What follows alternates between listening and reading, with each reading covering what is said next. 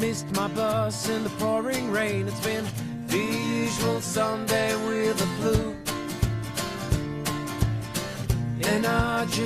C'est un bilan qui est fait régulièrement après 2 ans de tests de ce traitement pour l'asthme sévère. Ça s'est passé lors d'un congrès de pneumologie à Lille. 2 ans, bon, c'est le moment de faire effectivement des bilans. Ils en avaient fait un au bout d'1 an, on en avait parlé. Alors, un petit rappel quand même, l'asthme, pour ceux qui l'ignorent, c'est quoi? Alors l'asthme, c'est une maladie des bronches qui se caractérise par des difficultés à respirer et surtout par les fameuses crises d'asthme pendant lesquelles eh bien, les bronches sont rétrécies, les bronches comme des petits tuyaux, donc l'air n'arrive plus à passer et le patient donc manque de souffle.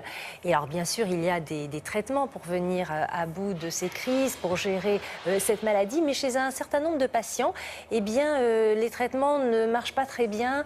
Il y a un petit pourcentage de patients qui sont souvent hospitalisés, qui font beaucoup de crises, qui prennent beaucoup de cortisone. Et c'est des patients dont on dit qu'ils sont un peu dans l'impasse thérapeutique. Hein. C'est-à-dire vraiment, les médicaments ne marchent pas très bien sur eux. Et pour ces patients-là, effectivement, il y a une nouvelle technique dont on a fait le bilan, vous l'avez dit, dans un congrès il y a quelques jours. Et cette nouvelle technique s'appelle la thermoplastie bronchique. Alors, elle existe, enfin, elle a été inventée au Canada.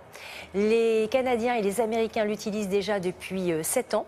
Donc en France, première expérience il y a 2 ans et donc nous avions filmé d'ailleurs la première médicale et aujourd'hui donc bilan 2 ans après, est-ce que cette technique a tenu ses promesses, en quoi elle consiste, quels sont les résultats qui ont été présentés, réponse en images. L'objectif de la thermoplastie bronchique, c'est de diminuer la masse du muscle lisse qui entoure les bronches, qui en se contractant ferme les bronches et est responsable donc des symptômes et des crises d'asthme que ressent le patient.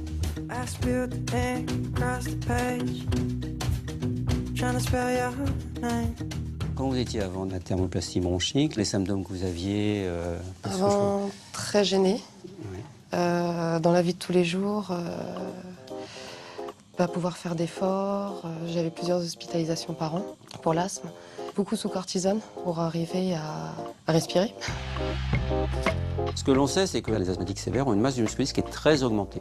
On diminue cette masse musculaire pour la ramener à peu près à celle d'un sujet normal, voire un tout petit peu plus. Par un endoscope, on passe par le nez, on descend dans les bronches, et puis dans le canal opérateur de cet endoscope, on passe une sonde au bout de laquelle il y a 4 électrodes. C'est relié à un générateur de courant, donc il génère une chaleur, et en chauffant à 65 degrés, on détruit donc ce muscle lisse. Et on traite en 3 séances, séparées à 1 mois d'intervalle. Dans la première, on traite la partie inférieure droite du poumon, la seconde, la partie inférieure gauche, et la troisième, les 2 parties supérieures du poumon.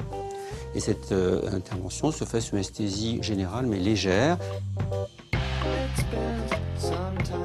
Vous avez fait la première thermoplastie, c'était en janvier 2013, donc ça fait 2 ans maintenant. Est-ce que vous avez toujours des symptômes, beaucoup moins?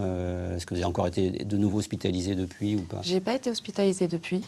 Vous ne prenez plus de corticoïdes? Non. Hein? Non. Plus du tout. Non. Au bout de 2 ans, on peut dire que la technique donne des résultats excellents chez les asthmatiques qui sont très sévères, qui sont vraiment en impasse thérapeutique, c'est-à-dire chez qui tous les traitements actuellement disponibles ont été déjà essayés sans succès. 30 à 40% des patients, c'est une transformation totale, c'est-à-dire qu'ils passent d'un asthme très sévère à un asthme modéré. Ils ne vont plus aux urgences, ils ne sont plus hospitalisés et ils ne prennent plus de corticoïdes oraux. Chez 30% des patients, c'est une amélioration notable, mais pas aussi importante, ils sont quand même très améliorés. Et à peu près 20% des patients, c'est un échec, mais dont on ne connaît pas encore la cause. Je refais du sport, de l'équitation, au moins plusieurs heures par jour, sans avoir de quinte de tout, enfin, de manière normale.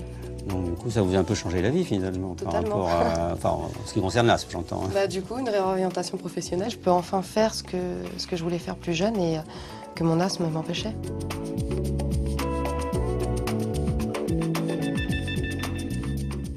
Elle revit cette jeune femme. Elle était sous anesthésie générale, là non.